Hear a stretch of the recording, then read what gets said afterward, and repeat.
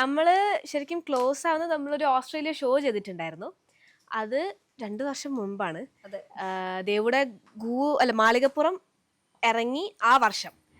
അപ്പോൾ നമ്മള് ഓസ്ട്രേലിയയിൽ ഷോ ആയിട്ട് പോയതായിരുന്നു. ഒരു 2 ആഴ്ചത്തോളം ഞങ്ങൾ അവിടെ ഒരു വീട്ടിൽ കഴിഞ്ഞതായിരുന്നു. അപ്പം അങ്ങനെ വന്നൊരു ബോണ്ടിങ്. പിന്നെ നാട്ടിലെത്തിയിട്ടും നമ്മൾ സ്ഥിരമായിട്ട് കാണും. ഇതേപോലെ വീട്ടിൽ കൂടും. ഞങ്ങൾ ഭയങ്കര ക്ലോസ് ആയിരുന്നു ഓസ്ട്രേലിയ സമയത്ത്. ഞങ്ങൾ ആദ്യം ബിലീവേഴ്സ് ചർച്ചിന്റെ ഒരു പരിപാടിക്ക് കണ്ടത്. അന്ന് ജസ്റ്റ് കണ്ടു, എനിക്ക് വേറൊരു പരിപാടിക്ക് പോകാനുണ്ടായിരുന്നു, അപ്പൊ വേഗം പോയി.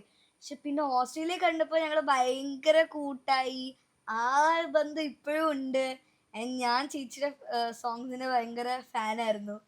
അപ്പൊ ഞാൻ ഒരിക്കലും പ്രതീക്ഷിച്ചില്ല ഞാൻ ഇത്ര അടുത്ത് ലൈക്ക് ഇത്രയും ക്ലോസ് ആകുന്നു. ഇപ്പൊ ചേച്ചി ഇങ്ങോട്ട് വരും, ഞാൻ അങ്ങോട്ട് പോകും, ഞങ്ങൾ ഇടയ്ക്ക് കറങ്ങാൻ പോകും. അതെ. ദേവിന്റെ ഫാനാണോ?